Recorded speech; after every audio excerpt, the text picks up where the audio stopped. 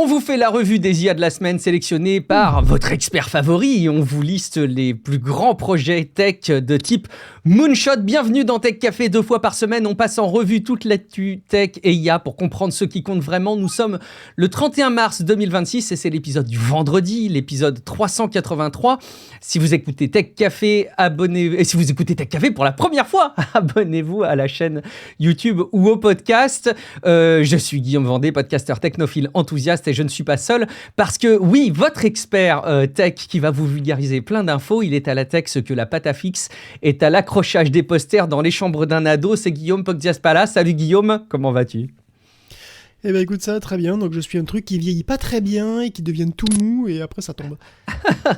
J'aurais même imaginé que tu aurais pu dire je suis vieux et collant. Mais pourquoi je te parle de pâte à fixe ? J'ai vu une tendance déco en ce moment qui marche super fort et ça me fait penser au sujet que tu relais autour du retour des CD, retour parfois des casques filaires, etc. Il y a une tendance qui marche super fort, donc en particulier auprès des millennials et de la Gen Z. Le concept, c'est de remettre en avant des objets de l'enfance ou de l'adolescence. Donc typiquement, le truc qui revient mort, c'est les posters, les CD, les DVD. Pour les personnes qui en ont gardé, surtout les posters, mais dans le logement en tant qu'adulte. Et donc les personnes accrochent ça à mort autour de leur lit, en général dans la chambre, comme ils le faisaient quand ils étaient ados. Et ça porte un nom, ça s'appelle la nestalgia. C'est une contraction entre nest, le nid, et la nostalgie. Ça montre, je pense, à quel point on vit des époques compliquées dans lesquelles on a besoin de se réfugier dans nos doudous d'enfance. Je sais pas Est-ce que tu fais partie de ces gens, Guillaume, qui seraient capables de mettre plein de posters partout, dans une des pièces? J'ose pas te demander dans la chambre, mais dans une pièce. Oh bah si tu voyais mon bureau, tu me poserais pas la question. J'ose même pas imaginer. si vous voulez imaginer... Alors, on peut faire un truc, c'est que si les gens commencent à demander à des IA d'imaginer à quoi ressemble le bureau de Guillaume Poggiaspala, mettez-nous d'abord les prompts sur Discord, ça pourrait être rigolo, et puis on vous validera éventuellement des prompts. Le serveur Discord, techcafé.fr/Discord pour continuer à échanger entre vous et avec nous.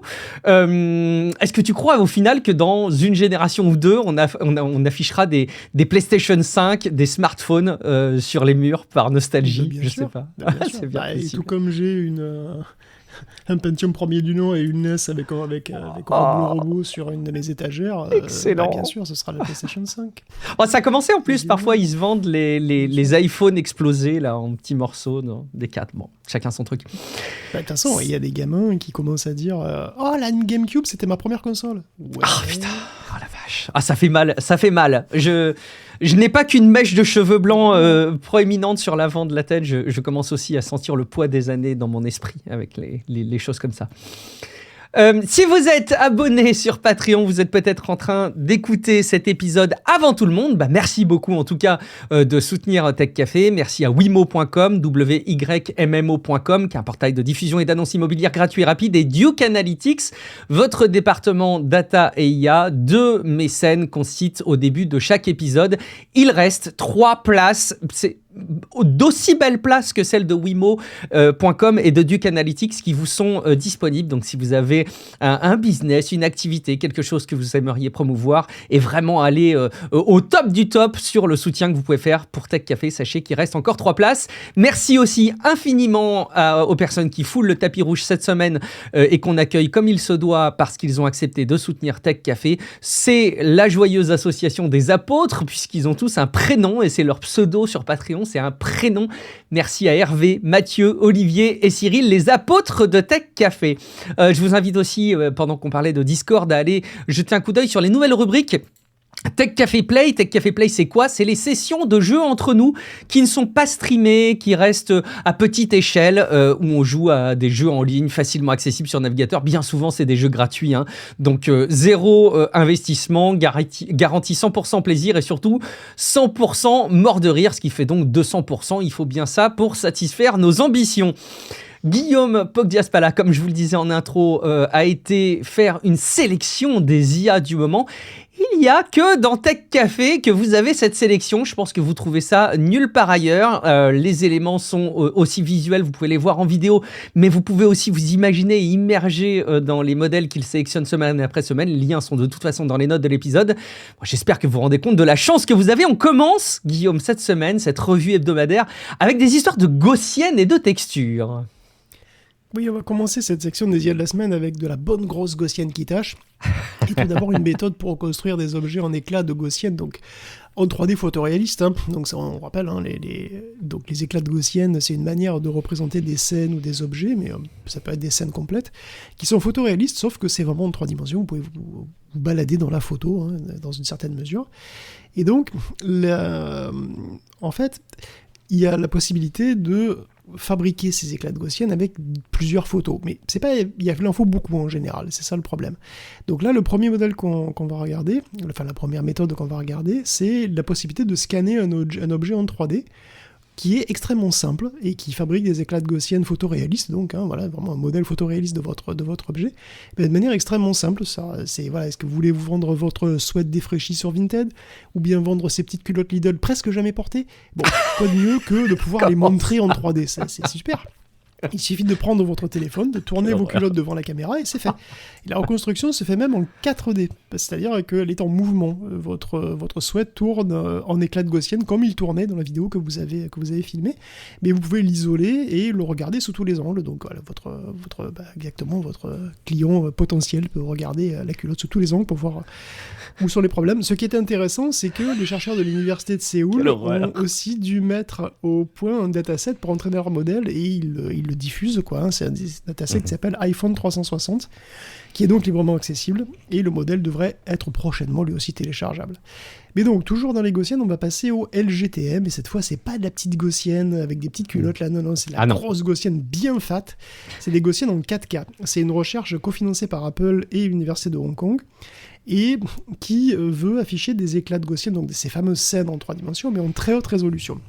Ou alors, si vous préférez, on a la possibilité de zoomer beaucoup, c'est-à-dire de s'approcher des objets de manière très proche, quoi. Alors évidemment, si vous voulez faire ça, c'est pas si évident que ça, puisqu'il faut beaucoup de ces petites gaussiennes, il faut beaucoup de ces petits éléments finalement, c'est très coûteux. Ce qui fait qu'en général, votre photo en 3D, là, elle reste toujours un petit peu floue, et si vous zoomez dessus, ça devient très vite un peu dégueulasse. Et une des raisons majeures, c'est que finalement, une gaussienne, c'est quoi concrètement? C'est une petite tache. C'est une petite tache en 3D, d'opacité variable, mais ça reste une petite tache de couleur uniforme. Et donc, si vous voulez afficher énormément de détails, il vous faut beaucoup de petites taches. Donc l'idée naturelle, c'est de pas avoir des petites taches de couleur uniforme, mais de texturer ces petites bouboules, ces petites gaussiennes, quoi, ces petites taches, tout simplement. Donc au lieu que ce soit des taches d'une seule couleur, c'est des taches avec une petite texture qui va pouvoir démultiplier le niveau de détail qu'on peut afficher.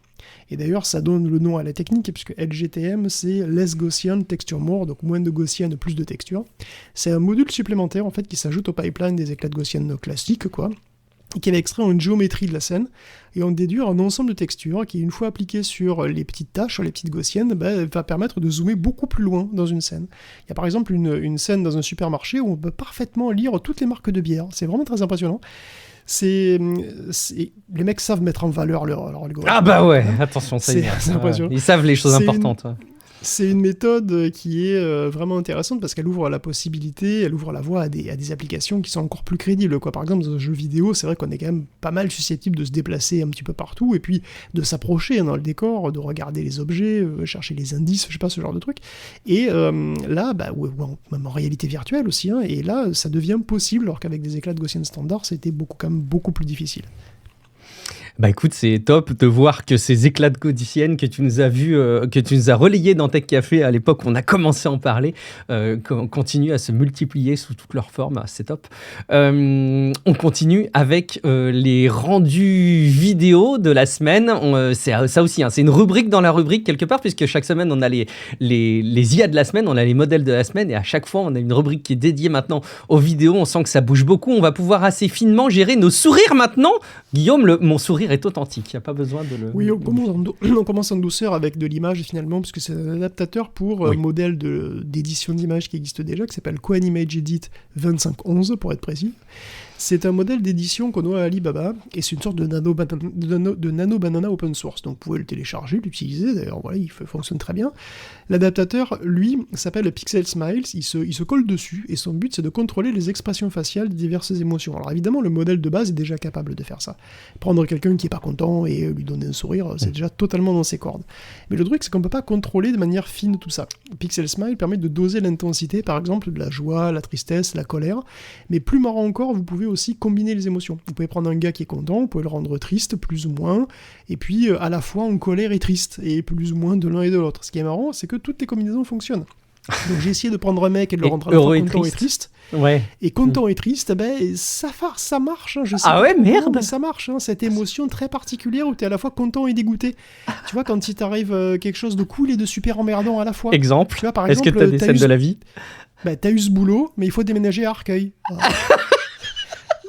Ta femme t'annonce qu'elle est enceinte. Non, peut-être pas ça, non. Genre... je suis sûr que si, ça marcherait. Pour beaucoup. Probable. Enfin, donc, on reste dans la retouche d'image avec un modèle de Stepfun qui propose globalement sa version de Nano Banana. Donc, alors c'est pareil, c'est pour de la photo. Il fait un petit peu tout ce qui touche à la retouche et à l'amélioration des photos de manière globale. On peut restaurer des photos anciennes, éliminer des reflets, du brouillard, de la pluie, du bruit, du moiré. On peut coloriser aussi. Tout devient excessivement simple. C'est des manipulations qui étaient évidemment incroyablement complexes, voire impossibles il y a seulement 2 ou 3 ans. Mais aujourd'hui, voilà, c'est devenu quasiment normal, quoi. Donc c'est la retouche photo par IA, c'est un succès vraiment impressionnant. Et puis on passe à la vidéo avec un papier qui est... Alors c'est un papier qui est plus technique. J'ai pas le lien de Stepfun, si je dis pas de bêtises. Non? Ou je me trompe? Je l'ai pas retrouvé dans c'est pas grave. Ah oui, c'est Denoise. Ah d'accord, c'est Denoise, ok. C'est celui qui est après en fait. Très bien. Mais là je vais parler d'AutoGaze effectivement, qui est alors c'est un papier un petit peu plus technique, puis qui a un vrai potentiel, je trouve que c'est intéressant à voir. On passe un peu à la vidéo, c'est un papier qui est cofinancé par Nvidia et le MIT et Berkeley. Et c'est un peu plus théorique, mais vraiment c'est un potentiel. En réalité, c'est un article sur la compression de vidéo finalement, tout compte fait. Les chatbots modernes, ils sont capables d'interpréter des images depuis un bon moment, et même des vidéos depuis quelques temps. Ça fait un petit moment qu'ils sont multimodaux, qui sont capables de traiter donc des clips YouTube, alors parfois même des clips assez longs, entiers en une seule fois. Et bon, comment ils font ? Ils sont obligés de les tokeniser, quoi. C'est-à-dire, ça reste des LLM, donc ça veut dire qu'ils sont obligés d'avoir des petits... ils font des petits carrés, quoi, des images. Quand il y a des images, ils font des petits carrés d'images. Des petits morceaux. Des petits morceaux, ils les traitent comme ça au fur et à mesure. Puis pour les vidéos, c'est pareil. Mais du coup, chaque morceau sera assimilé à un token, comme un mot, et puis sera envoyé dans l'image mentale du modèle, qui est partagé entre les représentations sémantiques des mots et des morceaux d'images. Mais le découpage en petits bouts, c'est pas très efficace quand même, et intuitivement on comprend bien. Dans le cas d'une vidéo, on a des images qui se suivent et qui se ressemblent quand même pas mal en général. Si tu me filmes en train de jouer à ma Xbox, c'est pas beaucoup de choses qui changent. Il y a même rien, sauf mes pouces en fait, il y a rien qui change, c'est terrible. Et donc c'est pour ça qu'on arrive à comprimer la vidéo d'ailleurs, de manière très efficace. Mais les LLM, eux, ils comprennent pas la vidéo compressée. Ils sont obligés de tout se prendre en brutal, quoi, et d'avoir tous ces petits carrés de toutes ces images.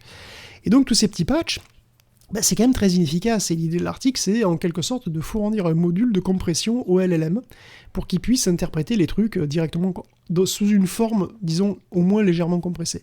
On l'a dit plein de fois, compresser, c'est prévoir, parce que c'est pouvoir reconstruire. Et toute l'idée de l'article tourne autour du fait qu'on peut reconstruire la vidéo avec un certain nombre de patchs bien choisis et inférer le reste. Et ces patchs, c'est là où il se passe des trucs, en fait. C'est là où il faut regarder. Et c'est pour ça que ça s'appelle AutoGaze, gaze donc le regard, et en intégrant cette méthode au LLM, on peut accélérer entre 4 et 100 fois le traitement par IA multimodal, le traitement des vidéos par IA multimodal. Et c'est logique, puisqu'au lieu d'opérer sur une suite d'images brutes, on va opérer sur une version compressée, entre guillemets, en quelque sorte. Du coup, on peut imaginer analyser des vidéos beaucoup plus longues, ou des vidéos 4K, tout simplement, des vidéos avec beaucoup plus de pixels. Donc c'est quand même intéressant de ce point de vue-là. Et bon, pour conclure cette section, on va finir avec un modèle qui est plus anecdotique, mais qui montre quand même, qu'il y a une tendance, quoi, et qui s'appelle le Real Master, et qui, on pourrait le dire, le DLSS 5 de Meta. Alors, c'est un DLSS Temu, quand même, version Temu, parce que vraiment, il est... c'est fait en partenariat avec l'université de Tel Aviv, et le but, c'est explicitement de prendre des images de jeux vidéo, de prendre des rendus de jeux vidéo, quoi, et d'en faire une version photoréaliste. Alors, pour le coup, ils ont juste créé un LoRa, donc c'est un adaptateur qui se colle sur un générateur vidéo classique. Alors, c'est quand même pas si évident à faire, puisqu'il faut vraiment que le style et le rendu soient cohérents d'une image à l'autre, tout ça, que ça scintille pas, tout ça. Et bon, ça fonctionne, mais les résultats sont pas très impressionnant. C'est pour ça que je dis que c'est quand même un DLSS 5 Wish, parce que bon voilà, c'est très saccadé, les résultats sont corrects, mais c'est pas foufou. Je croyais que tu nous sélectionnais que les meilleurs modèles, moi, dans Tech Café. Là, t'es en train de nous vendre un sous-modèle. Alors, c'est quoi son intérêt? Bah oui, mais ce que ça montre, c'est que Meta aussi travaille sur une forme de remasterisation automatique par intelligence artificielle des jeux vidéo. Parce que là, c'est fait de manière, disons, plus artisanale, mais en réalité, c'est un petit peu la même idée que le DLSS 5. Et Nvidia aussi travaille sur ce genre de trucs. Donc c'est une forme de rendu neural, parce que là, il y a des images de GTA, je sais plus quoi, dedans. Bon, bah, tu pourrais utiliser des images de jeux plus anciens, ou alors remasteriser des jeux plus récents, mais le truc, c'est qu'il y a une forme de rendu neural dans le jeu vidéo, si tu veux. C'est quelque chose qui est vraiment activement en cours de recherche, même par Meta, dont c'est pas vraiment forcément le boulot, quoi. Donc je pense que c'est inévitable à court, à moyen terme, que ça arrive sous une forme ou sous une autre. Quand on regarde les images, je trouve pas ça si catastrophique que ça, quelque part. Enfin, ça fait bien son boulot, tu vois.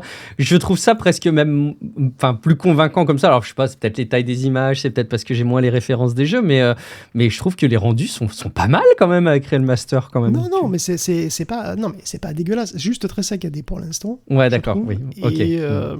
Et bon, les fonds restent un petit peu tels quels, quoi. Mais c'est vrai que ça donne des visages réalistes, par exemple, comme le DLSS 5 d'ailleurs. Hein. Ouais. Et ça améliore un petit peu l'éclairage en général aussi, pas mal. Et c'est vrai que c'est ce qu'on retrouve, voilà, c'est un petit peu ce que Nvidia a voulu montrer aussi, quoi, dans une certaine Trop bien. mesure.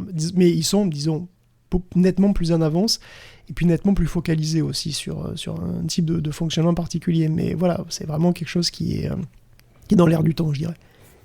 C'est noté, on sent qu'il va falloir composer avec ça au moins à partir de 2026. Et puis, la musique, qu'on va pas oublier, on va pouvoir faire des musiques de 3 minutes avec le modèle qui génère de la musique par IA de Google. Et pourtant, il est sorti il y a pas très très longtemps, si je dis pas de bêtises, Guillaume, c'était limité à 30 secondes, c'est ça? Ça a pas traîné pour le faire évoluer? Oui, alors c'est 2 petites nouvelles sur Gemini. Alors il y a une très rapide pour revenir sur la génération de musique qui s'allonge à 3 minutes. Alors c'est vrai, quand elle est sortie il y a 2 semaines, je crois, un truc comme ça, c'est limité à 30 secondes, mais en fait c'était la version standard. Là je crois que c'est la version Pro. C'est l'Iria 3 Pro en fait. Okay. Et cette version permet de générer jusqu'à 3 minutes et tu peux surtout contrôler la génération de manière plus fine, comme tu peux le faire sur Udio ou sur Suno. Tu peux lui dire, voilà, ça c'est le couplet, ça c'est le refrain, etc., quoi. Donc il est disponible pour les abonnés payants de Gemini. C'est étonnant qu'ils ne soient pas venus plus tôt, parce que quand tu vois ce qu'on arrive à faire déjà avec des IA en local, tu sais, tu m'avais envoyé des exemples, déjà c'est bluffant, donc c'est fou que ça ne progresse pas plus, je trouve. C'est peut-être aussi parce que Google a peur de se faire taper, probablement. Comme sont tapés sous nos Udio. Hein. Et d'ailleurs, il insiste beaucoup sur le fait qu'il a été entraîné, donc le Lyria là, de manière responsable avec uniquement de la musique dont ils ont les droits. Et d'ailleurs, tous les morceaux sont watermarkés. Donc, ils ont le Synth ID, c'est-à-dire que tu peux détecter qu'ils sont synthétiques par les outils Google, quoi. Si on essaie de te vendre cette musique, tu peux savoir que ça a été généré par Google, quoi. Très bien. Et par ailleurs, puisqu'on est sur Gemini, il y a quelques petites informations sur l'utilisation des modèles Google par Apple. Donc, on sait qu'il a signé un énorme contrat pour l'utilisation des modèles Gemini 3. Et ce qu'on ne savait pas, en tout cas, moi, je n'avais pas conscience, c'est qu'ils ont aussi le droit de les distiller. D'après The Information, Apple a un accès total, complet, au modèle de Gemini. Donc en gros, ils sont allés chercher une clé USB, ils ont mis Gemini une grosse clé USB. Ils l'ont collé sur une grosse clé USB, ils l'ont foutu sur leur serveur. Ils ont une copie à eux, ils s'en servent sur leur serveur. Et donc ils l'utilisent donc tel quel, mais ils l'entraînent aussi. Et ils s'entraînent aussi, ils l'utilisent aussi pour de la distillation, c'est-à-dire qu'ils fabriquent des plus petits modèles qui sont entraînés à imiter le gros. Et c'est pas censé être des Gemma, ça, justement? Non, je dis des bêtises. Chez Google, c'est pas les modèles Gemma qui sont... Les Gemma, c'est des modèles... Non, les Gemma, je pense pas que ce soit des distillats.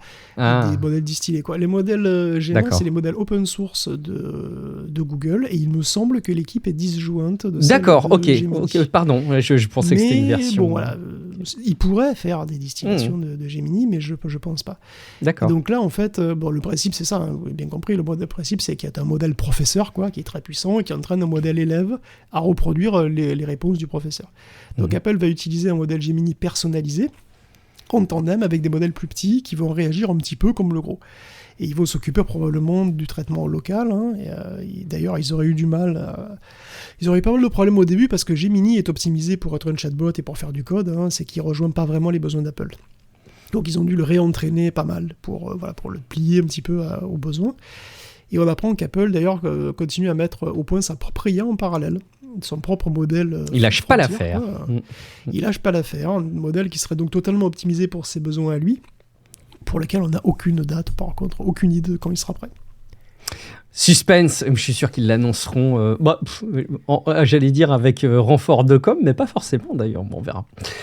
Il vous reste quelques jours pour empêcher Microsoft d'entraîner ses IA sur vos projets GitHub, parce que oui, j'ai vu passer ça, effectivement, ils vont revenir en arrière sur leurs décisions. Quelques jours seulement pour intervenir sur les projets GitHub, Guillaume.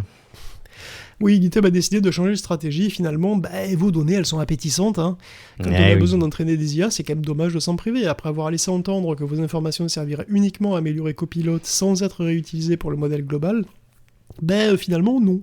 À partir du 24 avril 2026, tout ce que vous faites sur le site, les lignes de code que tu tapes, les suggestions que tu modifies ou que tu acceptes, les interactions par chat, tout deviendra du carburant pour les algos de Microsoft. Ce changement concerne principalement les comptes gratuits et professionnels individuels.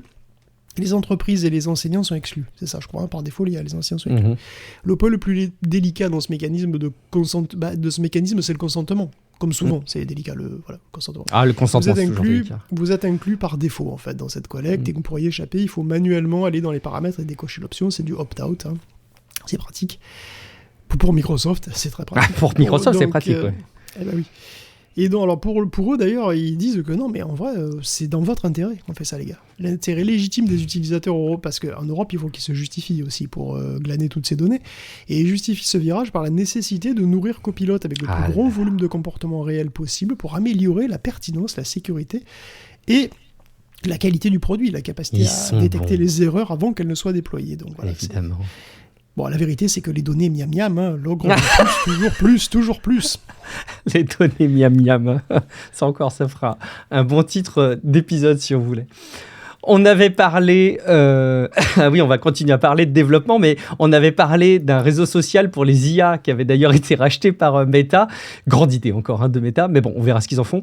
Et là, c'est cocasse, il est question d'une sorte de Stack Overflow pour les agents IA. Alors, on rappelle, Stack Overflow, c'est une ressource très précieuse, avant l'arrivée du vibe coding pour les développeurs en viande, qui bizarrement voit donc une baisse de son trafic ces derniers temps, mais il s'agit d'un Stack Overflow pour IA, c'est ça ?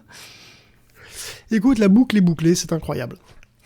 Puisque Stack Overflow, le forum de questions-réponses, qui était indispensable à tout programmeur il y a 2 ou 3 ans de ça encore. Mais bon, depuis que les IA sont arrivées, elles répondent directement à ta question spécifique. Alors bien sûr, les IA peuvent faire ça, elles peuvent te répondre, parce que elles ont été entraînées sur Stack Overflow. Parce qu'elles ont lu tout Stack Overflow, bien entendu. Elles ont entraîné du coup, la fréquentation du site évidemment était en chute libre.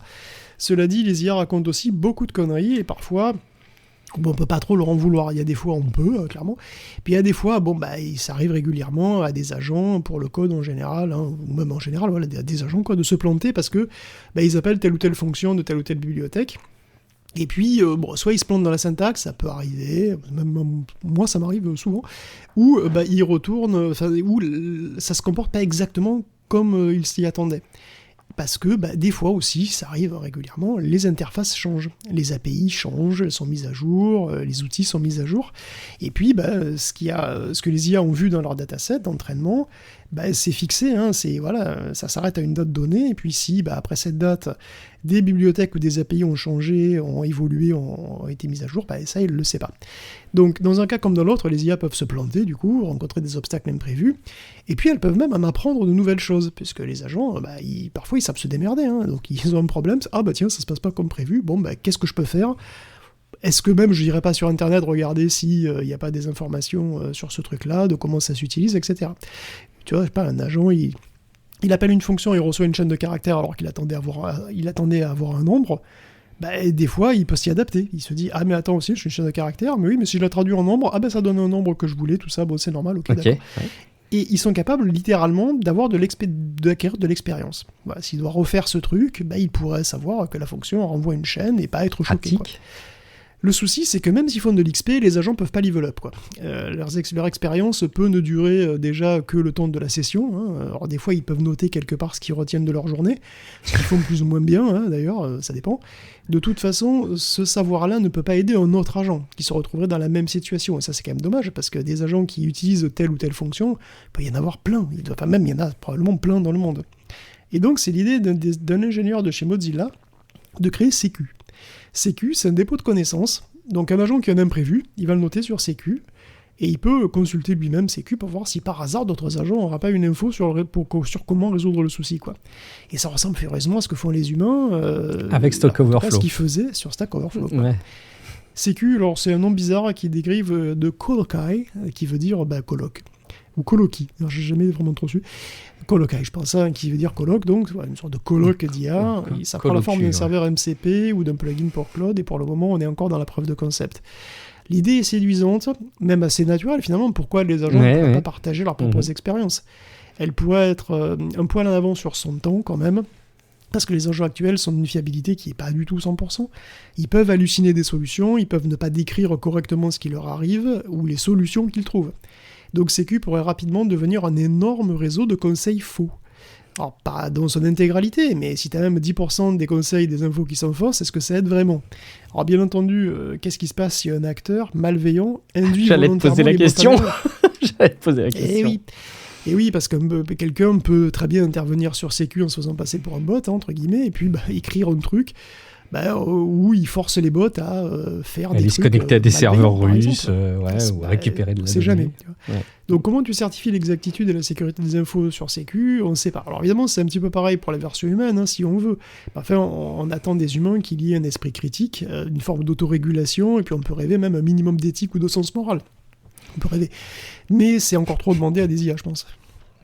Il faut que je te reparle 30 secondes d'une anecdote. Tu sais, dans le cadre de mon projet là, que j'ai développé, donc j'en ai parlé en live, durant le live là, du vendredi matin de 10h à midi, mais j'ai envoyé aussi des infos sur Patreon, et puis le projet est dispo sur GitHub, mais j'ai vibe-codé une progressive web app à auto-héberger qui fait un podcast personnalisé. Donc voilà, entre amis, on peut enregistrer des segments audio, et puis le lendemain, on a la diffusion des segments audio. Donc c'est cool pour des amis qui sont à distance, de la famille qui est un peu séparée.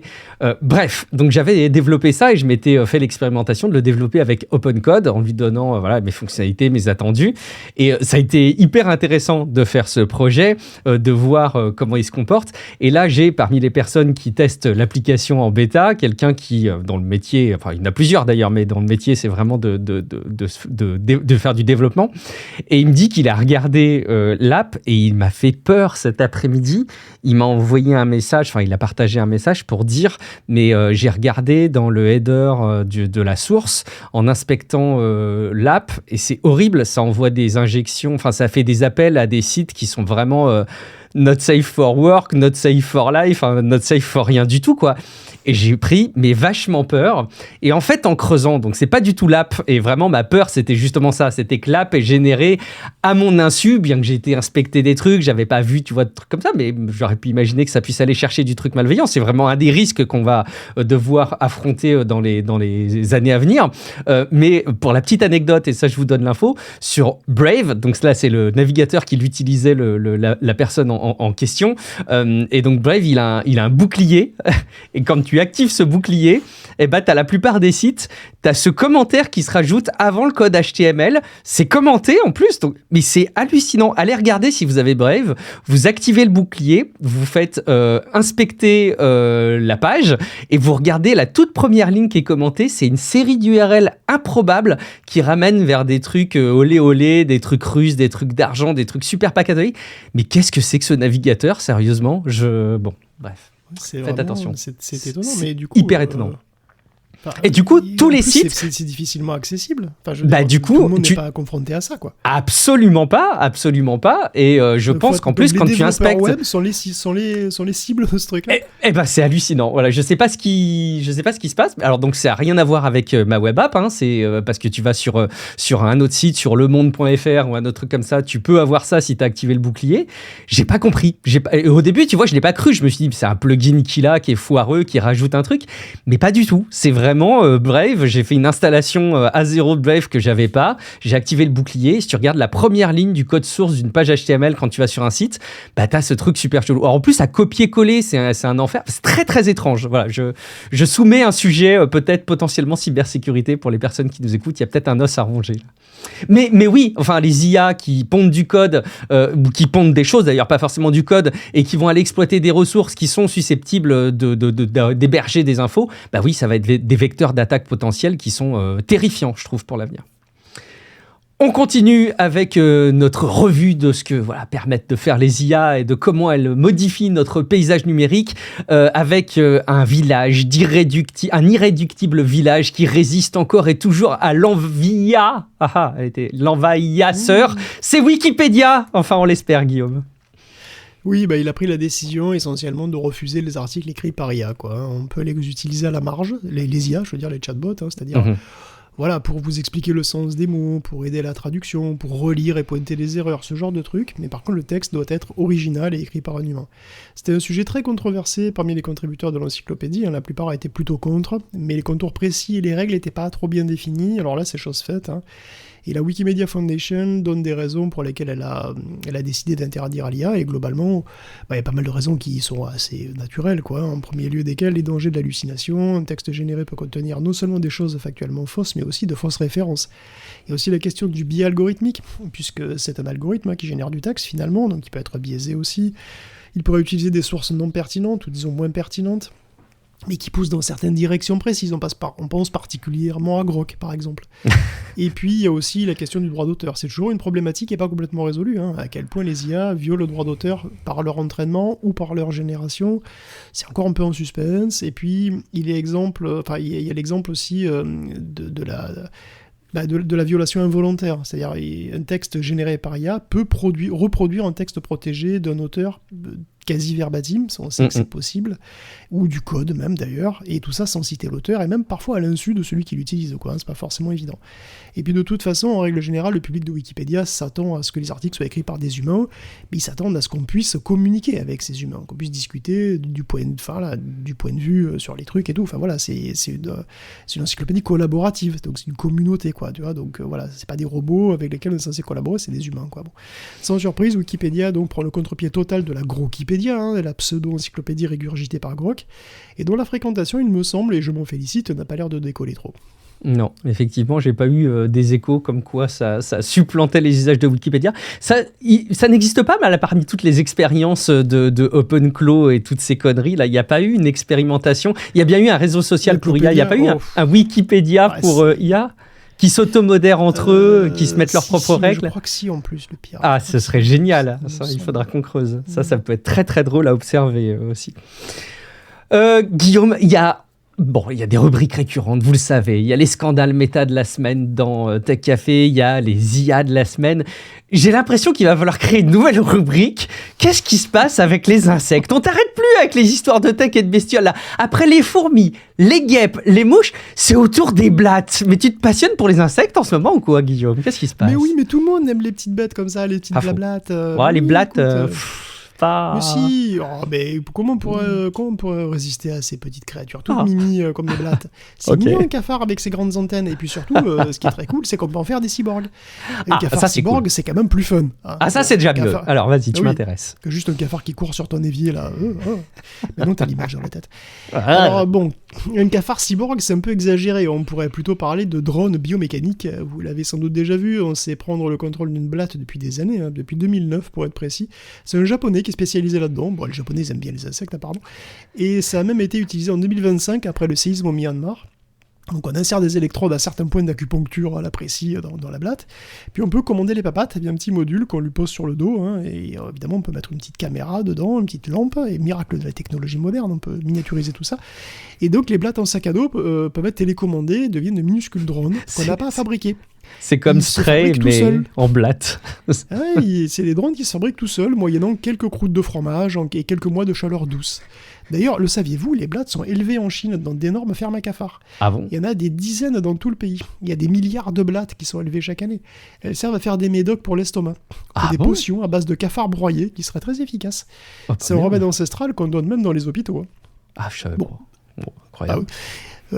Alors, c'est pas vraiment en Chine que nous emmène cette news, mais c'est pas trop loin, c'est à Singapour, où les drones blattes, les blattoptères, vont servir à inspecter des canalisations. Alors, se balader dans des tuyaux dégueux, c'est un peu la routine pour une blatte. On peut pas parler de c'est leur savoir-faire. C'est vrai, c'est même leur rendre hommage. Ouais. Donc, avec leur sac à dos caméra, elles peuvent se balader dans des endroits qui sont très difficiles d'accès, très étroits, on en sait quelque chose.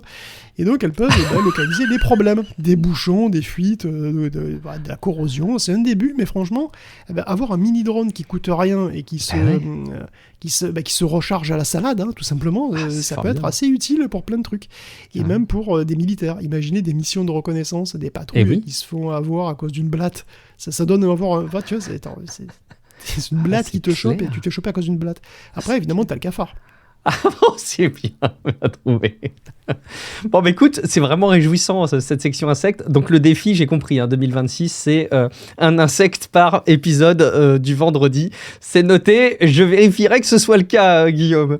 Et puis on termine cette rubrique, là on vient de parler de mini-drones quelque part, enfin de mini-robots, d'éléments de surveillance qui font très cyberpunk, mais à la limite on peut plonger les deux pieds dans le sujet. On termine donc cette rubrique sur un avant-goût de cyberpunk, les drones qui arrivent en renfort des autorités aux États-Unis. Bah oui, t'as remarqué que dans tous les films ou les jeux cyberpunk, à un moment, t'as des drones de police super rapides qui te gueulent dessus, comme ça, c'est plus de la SF, en fait, c'est Brink.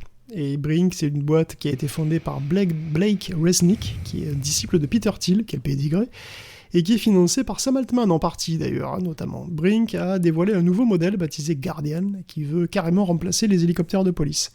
Donc, puisque les drones chinois sont interdits aux États-Unis, Brink il veut devenir le DJI de l'Ouest, quoi. Donc, le Guardian, il envoie du lourd, connectivité intégrée Starlink, donc il peut être opérationnel absolument n'importe où. Il a une vitesse de pointe de presque 100 km/h, ce qui est vraiment pas mal pour un drone, et 62 minutes d'autonomie de vol. Et il a une nid, donc quand il rentre au nid, alors, il est piloté du nid, déjà bien sûr, c'est le QG quoi. Puis quand il rentre au nid, les batteries peuvent se changer automatiquement. C'est une batterie à charge rapide, mais le changement est automatique. Il peut repartir aussi sec. Il a un système de sirène qui est 3 fois plus puissant que celui d'une voiture de police. Donc littéralement, il a pas besoin de taser. Genre, il te gueule dans la tronche et déjà c'est fini, t'es à genoux. Il a des caméras thermiques et 4K avec un zoom surpuissant, suffisant pour lire les plaques d'immatriculation en vol, à une altitude respectable. Alors, il est très flippant, c'est vrai, dit comme ça, mais il peut aussi recevoir des équipements de secourisme, comme des défibrillateurs, des dispositifs de flottaison, ou même du Narcan pour les overdoses. Donc l'objectif, c'est que ces drones soient déployés sur les toits des commissariats pour répondre aux appels d'urgence du 911, avant même l'arrivée des patrouilles terrestres. Le marché des urgences, c'est énorme, en fait, c'est estimé entre 6 et 8 milliards de dollars. Alors sur le papier, c'est de la bonne science-fiction. Tout le monde n'est pas complètement convaincu néanmoins, puisqu'il y a Fane Greenwood, par exemple, qui estime que les améliorations techniques sont réelles, mais que c'est pas forcément une révolution et que ça va pas convaincre immédiatement tous les commissariats, Donc on va peut-être pas avoir ça dans tout le pays immédiatement. Mais bon, Brink espère étendre son réseau à des milliers de villes américaines, avec un partenariat avec la Ligue nationale des villes. Apparemment, il y a une Ligue nationale des villes, comme quoi, qui il veut consolider sa place sur le marché de la sécurité publique. Alors évidemment, pour l'instant, les drones n'ont ni mitrailleuse ni taser, ça ne serait tardé. C'est vrai que c'est marrant parce que t'en fais vraiment une présentation complète et du coup on a à boire et à manger sur ce sujet et ça fait froid dans le dos par certains aspects, mais je peux pas m'empêcher effectivement d'identifier comme toi les opportunités cool en vrai d'apporter des médicaments pour des situations d'urgence. Bon, est-ce que ce sera massivement acheté pour ça? Je suis pas sûr, mais il y a aussi cette opportunité là quoi. Donc c'est formidable. Mais il y a l'opportunité de la surveillance massive violente, comme celle de te sauver la vie avec un défibrillateur qui arrive en 2-2 comme ça avant tout le monde. Et comme c'est une histoire de répartition de budget, on a une petite idée de comment ça va être utilisé par la suite. Bon, écoute, parfait, merci pour cette revue, Guillaume, et cette première partie d'épisode du vendredi.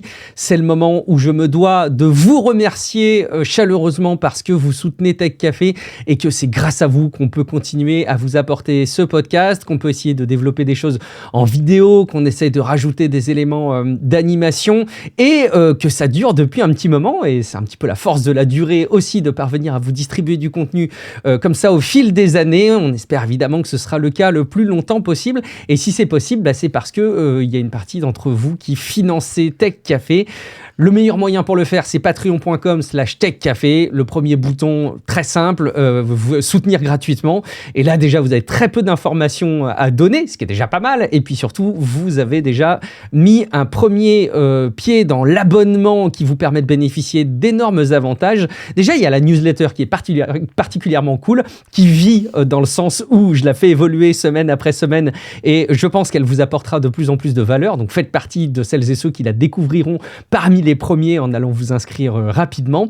Et puis, si jamais vous souhaitez vraiment passer à la vitesse supérieure, les paliers payants sur patreon.com/techcafé vous permettront, en plus de bénéficier d'avantages, il y a l'avantage ultime, je vais vous le rappeler juste après, mais les avantages parmi lesquels, pas de pub pour l'écoute des épisodes, les épisodes qui arrivent un petit peu en avance par rapport aux personnes qui sont abonnées gratuites, et puis des accès selon les différents niveaux, comme par exemple les lives privés mensuels. Mais je pense que la plus grande rétribution, la plus grande contrepartie qu'il puisse y avoir quand on s'inscrit avec sa carte bancaire sur patreon.com/techcafé, c'est de savoir que grâce à soi, grâce à cet investissement, grâce à cette participation, eh ben, le podcast va continuer à arriver, et vous devriez y penser à chaque fois que vous passez une semaine où vous souriez et où vous retenez des infos grâce à Tech Café, grâce à la veille de Guillaume, grâce à la distribution du podcast, grâce aux vidéos. Merci infiniment pour votre soutien. C'est donc sur patreon.com/techcafé.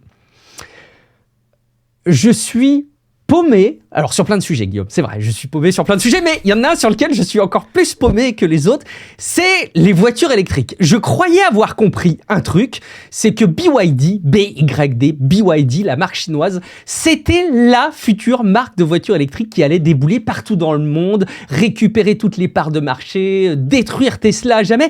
Qu'est-ce que j'apprends avec l'émission que tu as préparée? Que BYD tire la sonnette d'alarme? Qu'est-ce qui se passe? C'est... Ouais, enfin, faut pas exagérer non plus avec la sonnette d'alarme, mais c'est vrai que c'est un passage un petit peu compliqué. Moi, je lis le titre de Frandroid. En ce moment, hein. Il y a pas mal de... Ouais, il y a quand même des trucs qui... Enfin, la voiture électrique, si tu veux, il y a des petites turbulences en ce moment. D'ailleurs, vous vous souvenez d'Afila, la voiture de Sony, plus de Sony Honda, d'ailleurs. Ouais. On la mentionne pratiquement à tous les salons, pratiquement à chaque fois qu'il y a de salon, en gros, on mentionne la voiture Sony, la future voiture Sony, la PlayStation Car, CES 2020. Ouais.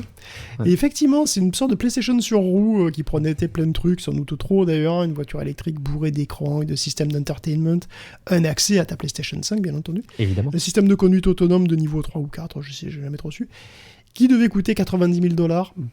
Ok. Bon, vous serez surpris ou pas d'apprendre que finalement, elle ne sera jamais commercialisée. Donc, j'ai jamais cru que ce serait commercialisé. J'ai toujours pensé que c'était un concept, moi. Pas du tout. Effectivement, Sony Honda accuse le coup avec près de 15,7 milliards de dollars en perte dans ses investissements en voitures électriques. C'est même énorme. La première perte que subit Honda dans 70 ans. Globalement, les temps sont plus difficiles en Occident pour la voiture électrique, mais alors en Occident, c'est... Disons, l'Occident semble s'en détourner un petit peu, les États-Unis en particulier, évidemment, mais aussi... Apple a eu le nez creux de ne pas développer l'Apple Car plus que ça, a priori. On sait, c'est difficile parce que, bon, après, voilà, de toute façon, en Occident, on n'est plus trop intéressé par les histoires d'électrification et de transition écologique. Je sais pas si t'as remarqué, c'est plus trop ça. L'écologie, c'est chiant. Les renouvelables, c'est has-been. Un positionnement assez savoureux en ces temps de choc pétrolier, mais bon. Le gouvernement américain n'arrête plus d'éliminer les avantages aux voitures électriques, ce qui ne doit pas faire plaisir vraiment beaucoup à Tesla. Mais par contre, la Chine continue d'y aller à fond la caisse. C'est assez frappant, la différence majeure qu'il y a entre la Chine et l'Occident sur ce plan-là. La Chine qui est déjà leader sur les batteries et les panneaux solaires, les voitures électriques chinoises risquent de laisser sur place tout le monde en fait, les européennes comme les américaines. Cela dit, le secteur est très concurrentiel là-bas aussi. Et donc le leader du marché, BYD, il accuse le coup, effectivement, parce que voilà, la concurrence est vraiment ultra féroce, quoi. C'est des bénéfices qui reculent de 19%, enfin il fait toujours des bénéfices. Il s'est séparé de 10% de ses employés aussi, ce qui est quand même un peu mauvais signe, ça, pour le coup. La concurrence en Chine atteint son paroxysme, donc ça va faire du dégât. C'était inévitable, de toute façon. Il y avait vraiment beaucoup trop d'acteurs, il y en a déjà pas mal qui sont en grosses difficultés. Et bon, globalement, le marché chinois, c'est un bain de sang, c'est une boucherie chevaline. Donc BYD va tout naturellement se tourner vers l'exportation pour sauver les meubles. Et ils vont mettre en route une usine en Hongrie, qui donc va être exemptée de surtaxes douanières, et à la clé, on pourra se retrouver avec des voitures électriques très abordables sous les 15 000 €. C'est quand même plus intéressant qu'une Afila à 90 000. Ah oui, c'est sûr. Bon, on espère qu'elle marche bien, mais bizarrement, j'ai l'impression aussi qu'elle pourrait très très bien marcher malgré tout. De tous les tests et les retours qu'il y avait eu sur les BYD, ça avait l'air d'être plutôt convaincant. On continue parce que parmi les sujets récurrents et sagas dans Tech Café, on a bien évidemment les processeurs, et puis on a bien évidemment l'acteur emblématique dans le domaine, c'est TSMC, Guillaume. On parle beaucoup de la crise de la RAM, mais en réalité, il y a une crise majeure des composants qui est en train de se passer. Donc les data centers pour l'IA, oui, ils imposent une demande stratosphérique sur la mémoire, mais c'est pas le seul problème. On a aussi le problème de l'hélium à cause de la guerre en Iran. Et d'ailleurs, tiens, au passage, on a aussi celui de l'aluminium. Puisqu'on vient d'apprendre que Alba, au Bahreïn, qui est un des plus gros fondeurs d'aluminium, avait réduit sa production de 19%. Alba, c'est la marque d'aluminium qu'on achète en magasin, Alba? Alors non, c'est pas Alba, c'est pas non plus pardon. Jessica Alba. Aucun problème avec Jessica Alba non plus d'ailleurs. Enfin aucun lien avec Jessica Alba. Pardon. C'est dommage peut-être. Il y a Alba et Catalum au Qatar qui a complètement arrêté. Catalum, Qatar, on comprend mieux. Qui s'est complètement arrêté sa production. Donc entre les frappes iraniennes et l'impossibilité de passer par le détroit d'Ormuz, les aciéries du Golfe qui fournissent donc tout le monde, Toyota, Nissan, BMW, ils vont réduire drastiquement la voilure. Et ce qui risque de lourdement handicaper une multitude de fabricants parce que en fait, l'aluminium du Golfe, il est utilisé dans les châssis, dans les boîtiers de batterie, dans les systèmes de refroidissement. Et donc, c'est pas évident. Et en plus, une grande partie de ce métal est spécialisée. Enfin, elle est spéciale, si tu veux, dans le sens où elle est produite à l'énergie solaire, et donc elle est certifiée bas carbone. Et donc, intégrée dans les chaînes d'approvisionnement, ça aide les constructeurs à respecter les normes d'émission. Donc, ils peuvent pas simplement remplacer cet alu par un autre alu. C'est pas si évident. Dans une certaine mesure, l'aluminium pour les véhicules électriques se retrouve bloqué par le même goulot d'étranglement que le pétrole qu'ils étaient censés remplacer. C'est fou. Quelle ironie. Mais bon, c'est pas tout à fait le sujet. Voilà, on est en train de parler de TSMC qui est apparemment au taquet de sa production, de tout ce il produit tout ce qu'il peut produire. Apparemment, son process à 3 nanomètres est tellement demandé qu'il est obligé de faire des choix. Et bien entendu, il risque de choisir les clients les plus gros, les plus fidèles, et puis ceux qui payent le mieux. C'est une mauvaise idée pour absolument tout le monde, sauf pour Apple et Nvidia globalement, puisque ces deux clients historiques qui sont très très riches, qui réservent de très gros volumes, et TSMC n'a aucune raison de ne pas les servir en premier. Ce qui fait qu'ils risquent de rester que des miettes pour les autres. Et si les concurrents n'ont pas accès aux derniers process de fabrication, ça risque d'handicaper leur production et leur business, leurs produits, assez sérieusement. Dans une certaine mesure, l'argent d'Apple et Nvidia pourrait leur permettre d'éliminer la concurrence indirectement. C'est une illustration parfaite de pourquoi avoir un goulet d'étranglement au niveau de la production mondiale de semi-conducteurs, c'est une très mauvaise idée. Alors bien sûr, il reste Samsung et Intel, mais encore faut-il qu'ils soient au niveau techniquement, mais aussi en ce qui concerne les volumes de production. Donc c'est la zone, et c'est dans ce contexte formidable qu'ARM se décide à lancer son premier processeur en 30 ans. Et oui, parce que ARM, ils faisaient des processeurs aussi, ils faisaient pas que les plans, ils en fabriquaient. Ah, je savais pas. Ok. Et oui, les plus anciens d'entre nous se souviennent que ARM, à l'époque, ça voulait dire Acorn RISC Machine. Donc c'était la boîte anglaise Acorn, dans les années 80-90, qui produisait des ordinateurs en Angleterre, et qui ont utilisé donc une architecture RISC particulière, qui plus tard fut rebaptisée ARM. Et finalement, ARM aujourd'hui, ça veut dire Advanced RISC Machine, ça a été rebaptisé parce que Acorn, personne ne connaît, bon, on s'en fout. Mais ça veut dire qu'il y a un moment dans son histoire où ARM faisait construire effectivement des processeurs, D'accord. Vraiment des puces. Excellent. Donc ils s'y remettent. Aujourd'hui, on les connaît pour ce qu'ils vendent des licences de design de CPU et de GPU. Mais voilà, donc faire un processeur, c'est pas vraiment inédit pour ARM. Alors c'est vrai qu'une fois tous les 30 ans, c'est pas considéré que ce soit vraiment une habitude. C'est pas faux. Voilà, donc c'est quand même marquant, mais c'est un petit événement. Et ça se produit pour une raison évidente, vous vous en doutez. C'est un processeur qui vise le calcul pour l'IA. Enfin, en tout cas, c'est comme ça qu'ils vendent. Le processeur s'appelle même le ARM AGI. Ah. Je sais pas, j'ai pas trouvé ce que ça voulait dire AGI, je sais pas pourquoi. Moi j'ai une idée. Alors l'allusion est évidente, mais je sais pas s'il faut aller jusque là. Enfin bon. Toujours est-il que ça va intégrer jusqu'à 136 cœurs Neoverse V3 avec une bande passante de 6 gigaoctets par seconde par cœur. Donc c'est la DDR5 8800 qui sera utilisée. Tout ça pour un TDP de 300 watts. Donc ARM annonce 2 fois plus de performance par watt que les processeurs Intel ou AMD, les Tukaka X86, tu vois. Donc ce sera gravé sur un processus N3P, donc bon courage, parce que ce sera chez TSMC. Mais bon, pour être complètement honnête, l'annonce de ARM ne casse pas forcément la baraque. D'ailleurs, il existait déjà plein de processeurs serveurs avec cette architecture, chez Nvidia, Microsoft ou Amazon. On pense à la série des Graviton, par exemple. Puis les Grace, les Vera, chez Nvidia, quoi.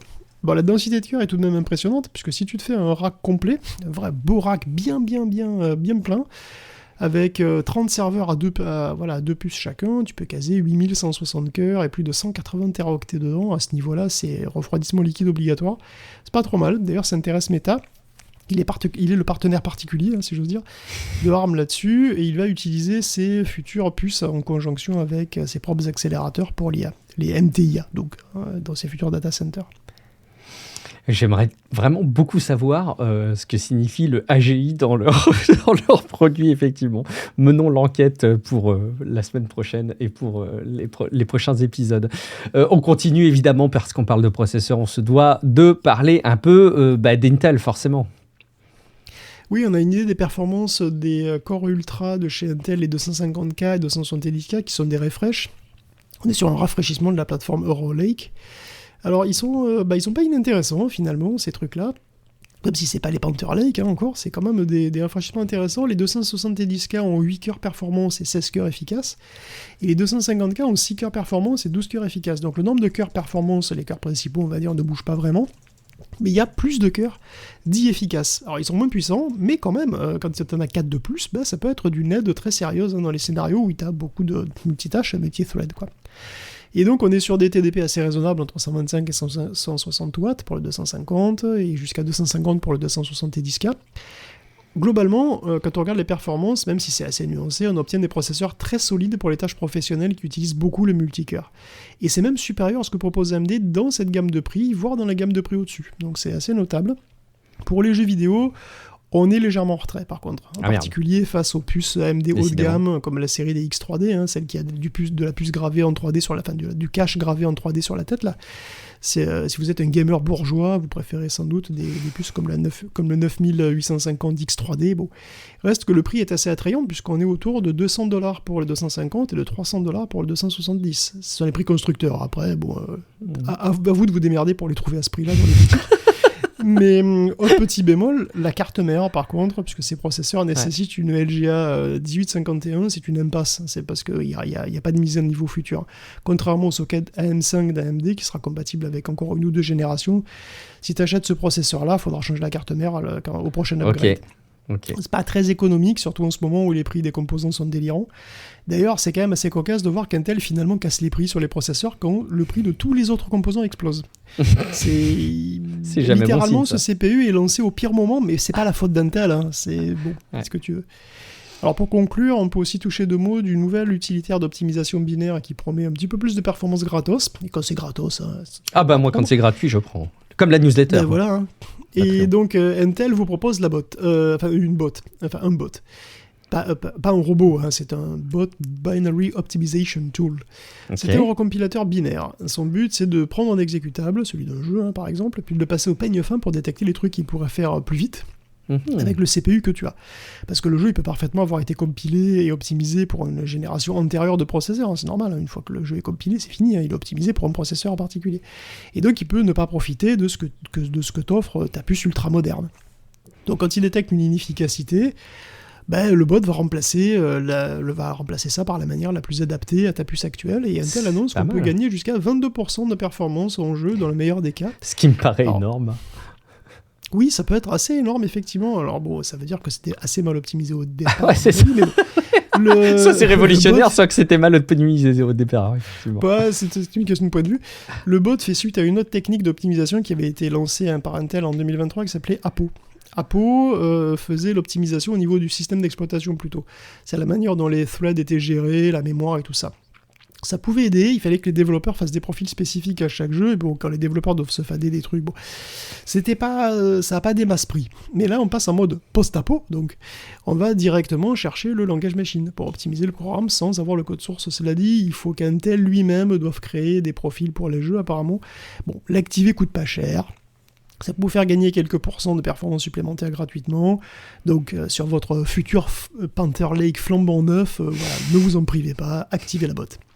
Faites-vous plaisir. Au passage, tu parles d'Intel et puis tu parlais la semaine dernière de ton amour naissant, confirmé, je sais pas, pour Crimson Desert, et ça a été emblématique là dans les news. J'avais vu que il y a eu un gros coup de colère de la part, assez légitimement, des possesseurs. Je sais pas s'il y en a beaucoup de cartes graphiques Intel, les Intel Arc, puisque le jeu n'était pas compatible.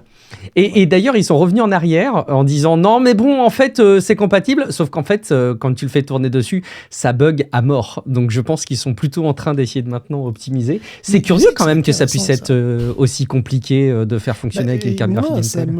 Moi, ça me laisse vraiment perplexe, très honnêtement, parce que je pensais pas que ce soit possible. Parce que la plupart des jeux, si tu veux, ils utilisent DirectX ou Vulkan, enfin, c'est des trucs standards, quoi. Et puis, les cartes graphiques Intel, elles sont compatibles. Donc, ça veut dire qu'il y a un niveau d'optimisation. Alors, c'est pas impossible parce que j'ai entendu dire, mais après, j'ai pas d'infos vraiment ultra solides, mais j'ai entendu dire que le Black Space Engine avait utilisé beaucoup d'optimisation fait à la main. C'est-à-dire qu'apparemment, ils ont vraiment essayé d'extraire le maximum possible de performance à chaque fois.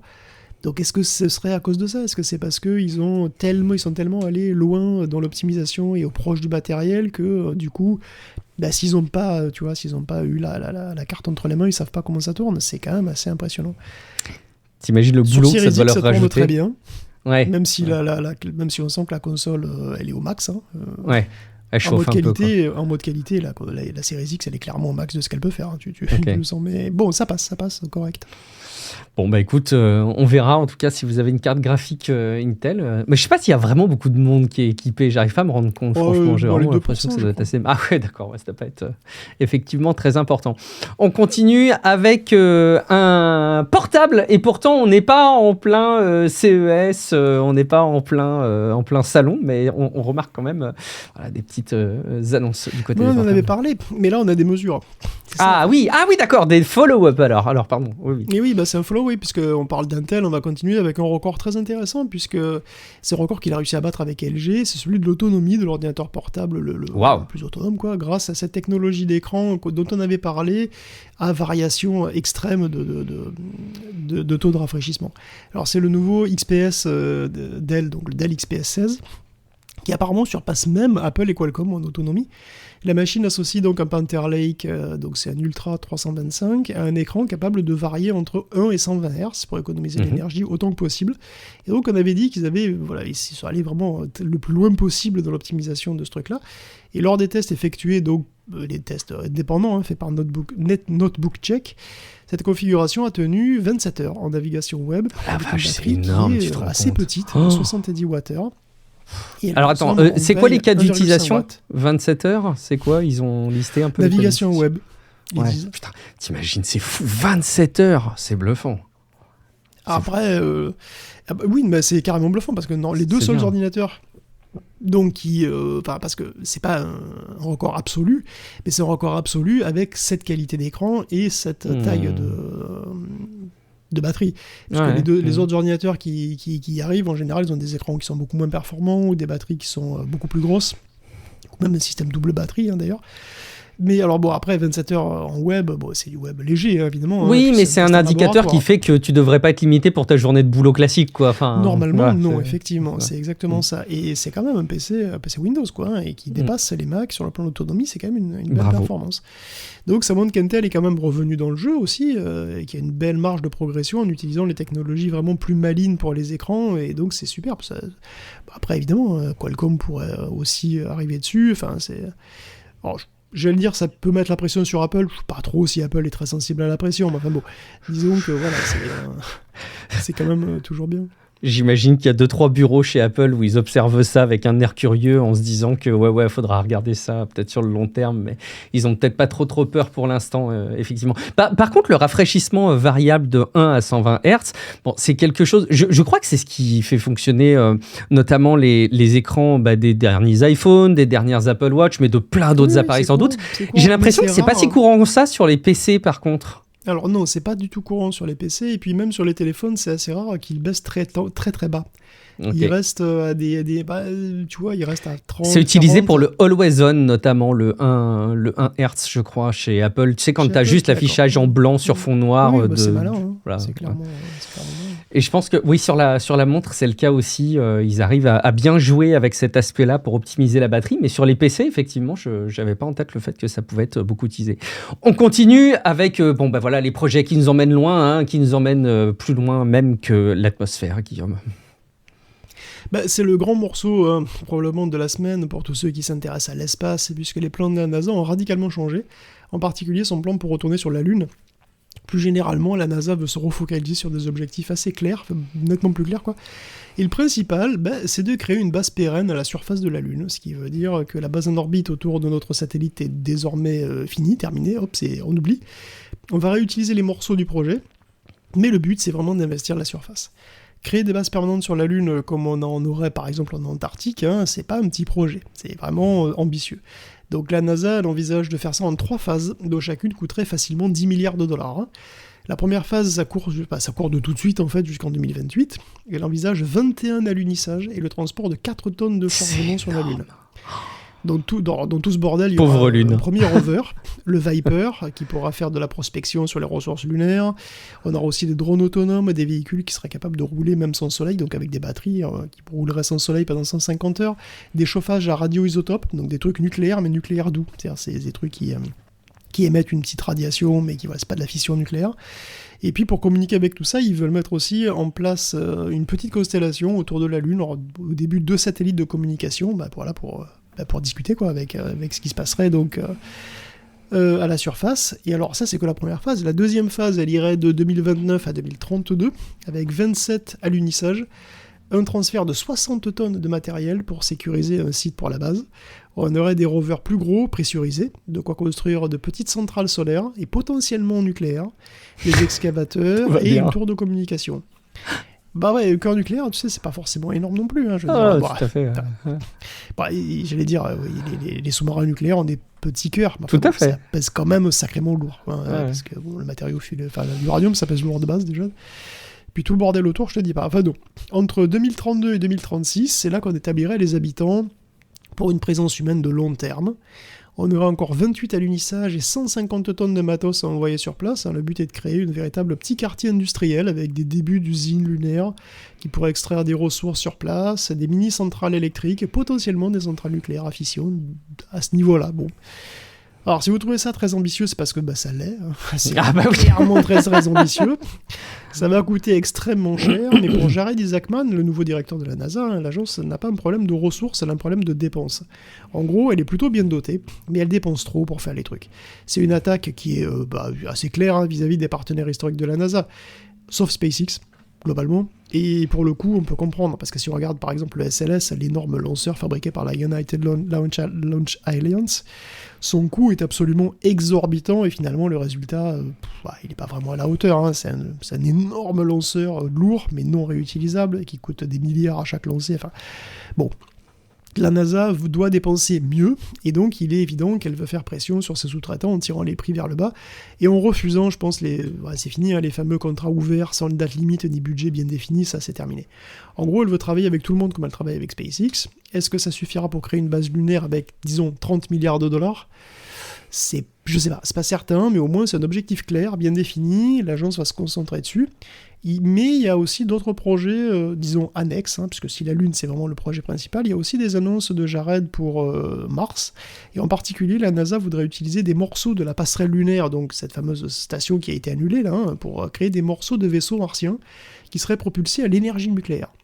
Donc en gros, on réutilise les principaux modules de la passerelle et puis on lui colle au cul un petit réacteur nucléaire. Alors, j'ai un petit peu déjà parlé du principe de la propulsion nucléaire spatiale. L'énergie nucléaire, en gros, ça fait quoi ? Ça fait de la chaleur. Donc tu utilises un petit réacteur nucléaire pour faire beaucoup de chaleur et tu envoies du gaz liquéfié à proximité de cette chaleur.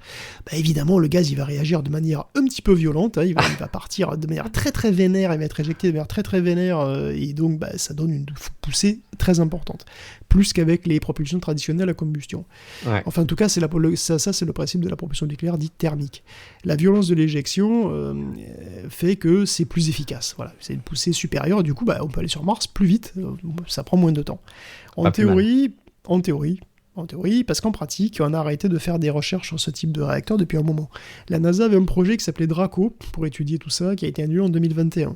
Néanmoins, la NASA a confiance en ses capacités de fabriquer un vaisseau interplanétaire fin 2028 qui utiliserait la propulsion nucléaire à fission et qui s'appellerait même le SR-1 Freedom. Bon, propulsion nucléaire, ça revient à la mode, carrément. Bon, il y a même... après, c'est naturel, parce que si on veut aller très loin, c'est mieux d'avoir des réacteurs puissants, évidemment. Et en Angleterre, il y a même des scientifiques qui viennent de faire une démonstration, une preuve de concept, de potentiels réacteurs à fusion nucléaire. Alors, le réacteur à fusion nucléaire, là, le principe, c'est qu'on fait fusionner des atomes légers. Et ça crée énormément d'énergie, hein, la fusion nucléaire, c'est ça. On fait fusionner des petits atomes tout mignons, on les presse les uns contre les autres de manière tellement puissante qu'ils fusionnent, et quand ils fusionnent, ils expulsent, déjà ils se transforment, puis ils produisent énormément d'énergie. Et en fait, ce qui est fait avec la propulsion à fusion, c'est que tu éjectes directement les produits de fusion. Parce que de toute façon, tu as un plasma qui est déjà tellement agité, pour faire de la fusion, en général, tu fais un plasma qui est déjà tellement agité qu'il y a déjà énormément d'énergie dedans, quoi. Hein. Et donc, en gros, si au lieu de garder le plasma, tu ouvres, ça s'éjecte très, très fort. Il n'y a plus besoin de carburant comme c'était le cas pour celui à fusion. Si, il y a besoin de carburant parce que, bien entendu, il faut envoyer des produits de fusion. Ah oui. Si tu veux. Okay. Il y a pas de carburant dans le sens où, à la fission nucléaire, donc il faut envoyer le truc liquéfié là-bas donc il y a un carburant séparé. Là, quelque part, le carburant de la fusion nucléaire est aussi utilisé, je pense, pour la propulsion. Alors, ça aussi, c'est sur le papier, hein, parce que sur le papier, ça peut multiplier par 1000 la poussée de ce qu'on a aujourd'hui. Ah ouais. Sur le papier. Parce que, on rappelle quand même qu'il y a un certain nombre de problèmes. Dans le cas des réacteurs à fission, il faut que ça fonctionne bien et de manière sûre. Et ça, évidemment, quand on manipule des produits fissiles, la sécurité, c'est un problème délicat quand même. Hein, et je ne parle pas forcément d'une explosion nucléaire en orbite, mais plutôt de ce qui se passerait si une fusée avec un propulseur nucléaire explosait sur son pas de tir, ou dans l'atmosphère. Exactement, lors de son lancement. Ça a été un sujet que tu as déjà abordé d'ailleurs. Des choses qui arrivent régulièrement. Hein. Bon. Pour le coup, la fusion nucléaire serait beaucoup plus attrayante parce qu'il y a beaucoup moins de problèmes de radiation et de combustible radioactif. Le souci, c'est qu'on ne sait pas faire, en fait. On galère aujourd'hui. Déjà pas vraiment sur Terre, la fusion, donc dans l'espace, je ne sais pas trop si on est prêt, quoi. Bon, peut-être dans 20 ans, on sera prêt, ça, j'en sais rien, mais pour l'instant, ça me paraît un peu... Bon. En tout cas, la base lunaire de la NASA n'aura pas besoin de propulsion nucléaire en elle-même, hein, juste de Starship un peu survitaminé. Ça va être très cher et très compliqué, mais ça paraît réalisable. C'est juste, très cher, très compliqué, long. Bon, après, c'est un truc de long terme. Hein. C'est marrant quand même, parce que c'est quand même une orientation qui colle plutôt bien avec les plans d'Elon Musk. Tu trouves pas ? Ouais, je trouve que c'est marrant, parce que c'est plutôt en phase, effectivement, ça tombe bien pour lui. Et est-ce que tu as vu For All Mankind ? Toujours pas, mais je sais effectivement que... C'est pas un incontournable, ce thème-là. Mais les personnes qui seront curieuses de ces sujets-là pourront s'y retrouver. Et je pense même que les personnes qui ont vu la série voient pourquoi je le mentionne, parce que vraiment, c'est rigolo de voir que l'histoire s'oriente comme ça sur des sujets. Et il y a une nouvelle saison qui est sortie, je n'avais pas vu, mais je crois que ça a commencé là, la diffusion. C'est quand même marrant, parce que la NASA parle pas d'envoyer des data centers sur Mars. Hein. Je suis pas en train de dire qu'elle fait le boulot de Musk. Ouais. Par contre, elle prémâche quand même toute une partie du boulot, finalement, puisque Musk a déjà ouvertement évoqué qu'on pourrait avoir des data centers sur Mars, avoir même des catapultes de lancement sur Mars, hein, pour envoyer des satellites ou des vaisseaux. Et bon, tout ça, ça commence par le début, hein, donc ça commence par des bases lunaires qui soient là de manière un petit peu pérenne. Et c'est assez marrant de voir que ça rejoint quand même un peu le début de ça. Après, on a, disons, des échéances qui sont un poil plus réalistes, on va dire, parce que c'est quand même 10 ans pour avoir un début, si tu veux, de base pérenne.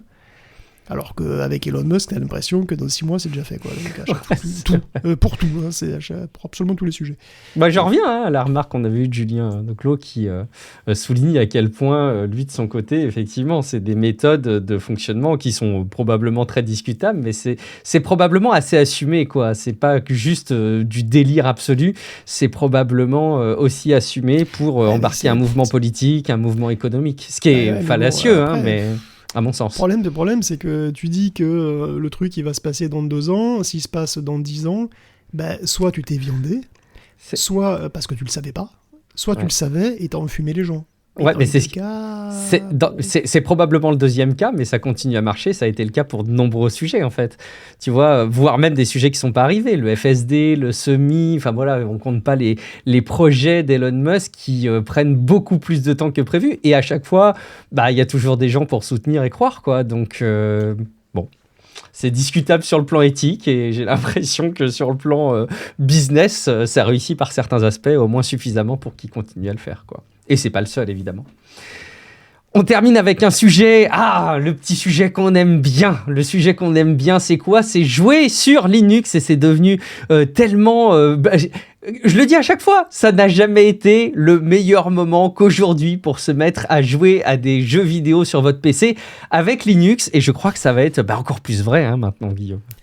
Et plus qu'hier, mais moins que demain. Mais c'est exactement ça, puisque Wine 11 est arrivé et il va faire plaisir à tous ceux qui jouent sur Linux, que ce soit sur Steam Deck ou ailleurs, puisque Wine, c'est la couche de compatibilité qui fait qu'on peut exécuter des programmes Windows sous Linux.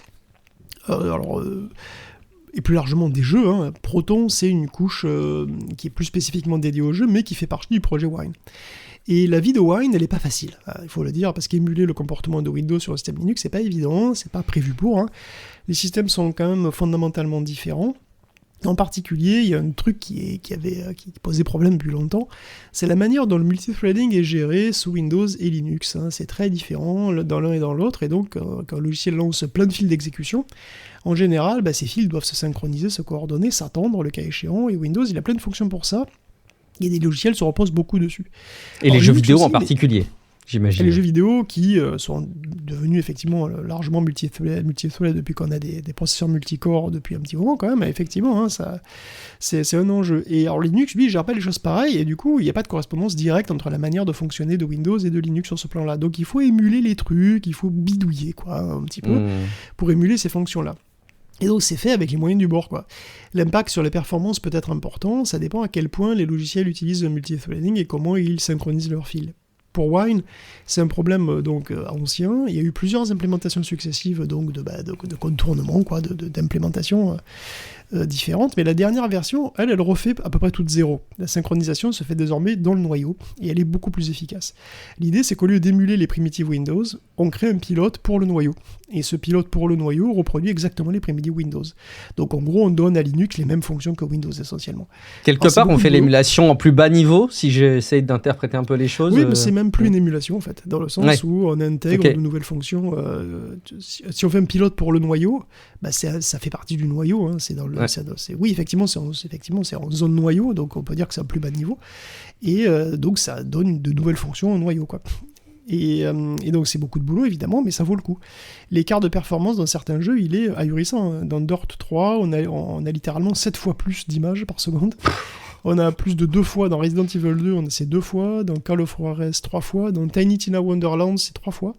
Et Tiny Tina, c'est un jeu récent, pour le coup, vraiment. Dirt 3, c'est assez... Bon, c'est des jeux qui sont plus anciens. Call of Juarez, tout ça, c'est des jeux plus anciens. Mais Tiny Tina, c'est quand même nettement plus récent. Alors attention, ces chiffres sont valables uniquement pour les performances liées au CPU. C'est-à-dire, si vous avez une GPU qui tire la longue, vous n'aurez pas ça haute, vous n'aurez pas ça.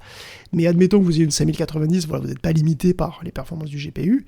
Du coup, grâce à NT-Sync, c'est comme ça que s'appelle le module, vous pourrez avoir ce genre d'écart, si vous êtes limité CPU.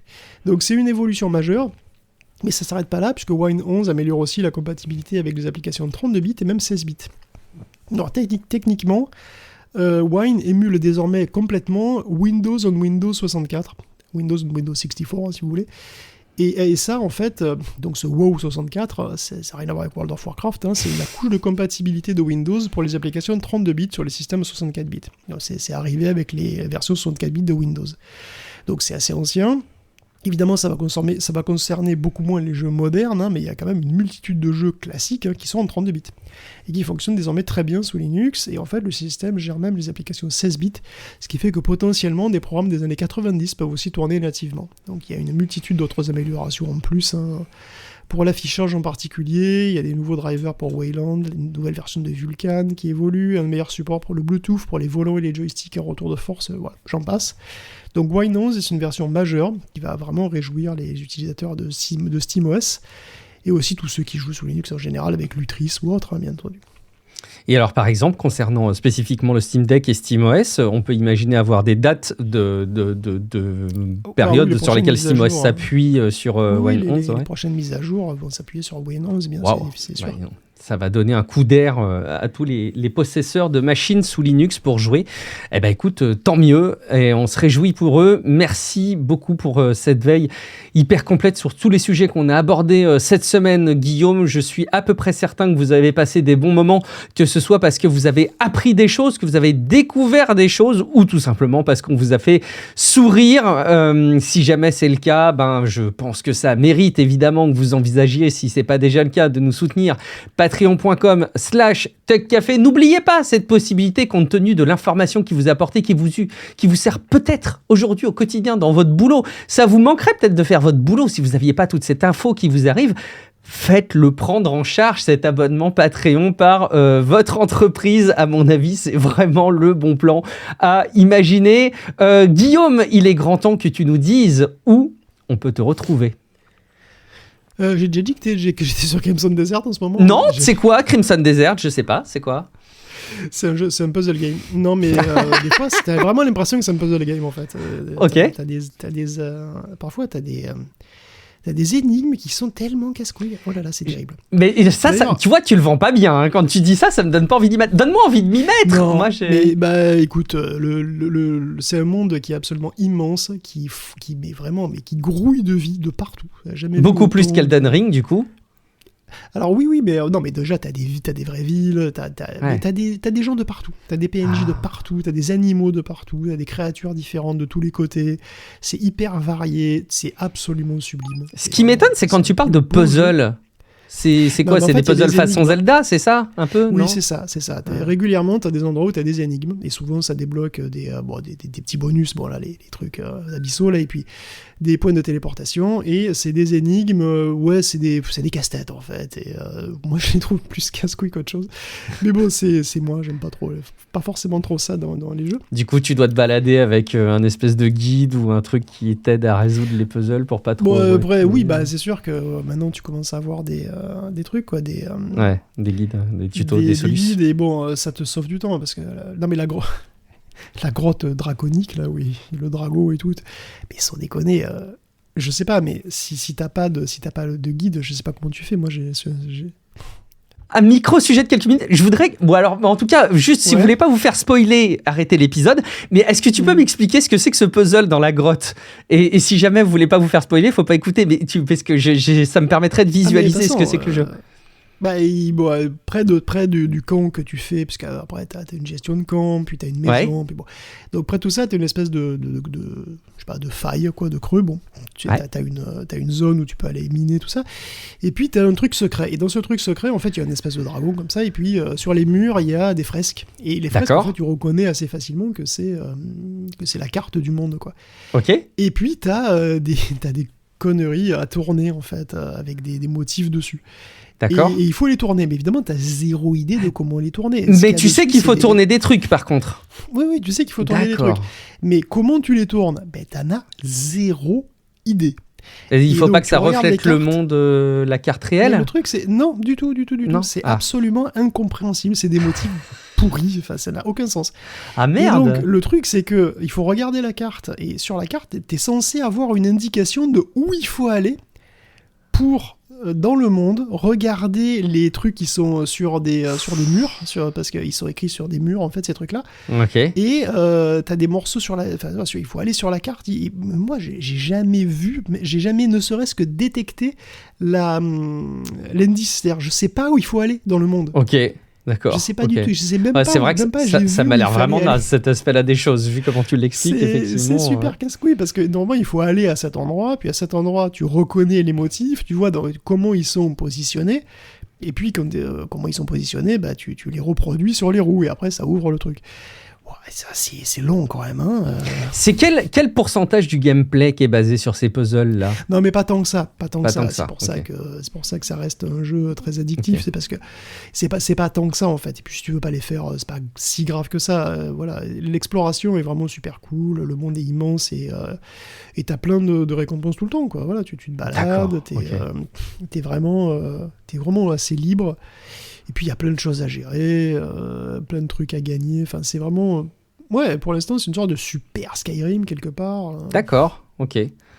Bon, tu m'as convaincu d'essayer d'envisager la possibilité de me trouver du temps pour aller explorer ça, mais je sais pas Par contre, c'est vraiment immense. Le niveau de difficulté, en fait, il est pas... Alors, comme il y a eu plusieurs patchs, les boss sont moins difficiles qu'au début, déjà. D'accord. Par contre, ils sont très délicats. Mais si t'es bien préparé, à la extrême limite, ma foi, de ce que j'ai vu, pour l'instant, ça passe. C'est moins dur qu'un FromSoft. C'est très différent en fait, hein, parce que en réalité, c'est pour ça que les coopérations avec Elden Ring, c'est très vaseux, parce que en fait, le jeu lui-même, si tu veux, les ennemis de base, ils sont pas durs du tout en fait. Hein, tu t'en prends même des dizaines à la fois quand t'es quand tu montes un petit peu de niveau, tu t'en prends des dizaines à la fois. D'ailleurs, c'est assez rigolo parce que t'as des vagues d'ennemis et t'as beaucoup d'ennemis simultanément à l'écran. Enfin, t'as vraiment toujours pas mal de monde. Ça c'est marrant. Okay. Les boss sont compliqués. Vraiment, donc peut-être que tu peux te dire c'est un peu comme FromSoft là, bon, mais pour le coup c'est aussi beaucoup de la guerre d'usure. Tu peux faire ça à l'usure parce que tu peux manger en fait énormément de plats et puis finalement tu peux refaire ta vie beaucoup, tu vois, t'es pas limité comme avec la fiole d'astuce quoi. Ouais, ce qui fait que si t'évites un peu et que tu pars un peu et que tu manges beaucoup, après c'est un peu une guerre d'usure, tu vois, donc c'est pas tout à fait la même chose quoi. Ok. Bon, tu m'as décidément convaincu d'essayer d'envisager de trouver du temps pour m'y frotter, mais je pense que ça fait partie de ces nombreux jeux dont j'ai très envie et que j'aurai pas suffisamment de temps pour m'y mettre, voire pas assez de temps pour le terminer, ce qui me déprime par avance. Ah mais moi, le terminer, je suis pas là. Hein. Mais tu sais que c'est terrible, moi, de me mettre dans un jeu en sachant éperdument que je ne pourrais pas le terminer. C'est très très difficile. Mais... Helldivers 2, j'ai fait quelques petites parties. Qu'est-ce que c'est fun, c'est vraiment... très drôle si vous avez un groupe de potes avec qui vous pouvez vous coordonner pour vous faire des parties d'Helldivers 2, c'est trop bien. T'avais fini Assassin's Creed Shadows parce que je jouais à Shadows avant Crimson non, Desert, en fait. non, moi je l'ai arrêté à un moment et j'ai saturé en fait. J'ai trouvé que le schéma était très répétitif, typique d'un Assassin's Creed à mes yeux, et j'ai pas accroché plus que ça. Mais moi j'aimais bien, hein. J'étais dessus avant Crimson en fait, et j'avais pas fini non plus du tout, mais je le trouvais vraiment vraiment sympa. J'ai apprécié y jouer, mais j'avais pas envie au bout d'un moment d'y retourner quoi. Je l'ai pas fini non plus pour l'instant, mais je pense que j'y retournerai moi quand même. Je trouve qu'il est quand même sympathique, honnêtement. Il est pas impossible que j'y retourne aussi malgré tout, mais bon, ça fait trop de jeux. Allez, merci beaucoup Guillaume en tout cas pour tes recos. Mais ce qui est bien avec Crimson Desert, tu vois, c'est qu'après t'as plus de stress. C'est-à-dire, t'es booké jusqu'à la retraite. Ah oui, d'accord. T'as plus le stress de choisir un jeu, tu vois, mine de rien. Tu sais que tu ignoreras les sorties. Affective. Ouais, c'est une sécurité affective. Tu dis, non, mais de toute façon, j'ai Crimson Desert. Ou alors, c'est le jeu qu'il faut garder pour la retraite, peut-être. Tu vois, j'ai Crimson Desert. Bon, quand j'aurai 75 ans et que j'aurai peut-être le droit d'aller à la retraite dans des conditions décentes, j'envisagerai de jouer à Crimson Desert. C'est noté, je le note pour plus tard. Merci infiniment en tout cas, je suis Guillaume Vendée. Vous me retrouvez sur Twitch, sur YouTube, chaque vendredi matin de 10h à midi pour qu'on continue à parler de tech. Alors parfois, on peut parler des sujets chauds qui arrivent en fin de semaine et qui nécessitent un petit peu de discussion et de réaction. Et parfois, on revient sur des sujets qu'on a pu aborder précédemment dans le podcast. Et puis parfois même, ça arrive d'avoir des petites sessions de jeu, même si ces derniers temps, c'est beaucoup moins arrivé. Et puis alors attention, grosse nouvelle. Cette semaine, normalement, ça devrait être aussi dispo sur TikTok et LinkedIn. Franchement, Tech Café est partout. Merci beaucoup pour votre fidélité. Rendez-vous dans quelques jours pour un prochain épisode de Tech Café. Ciao à toutes et à tous. Ciao à tous.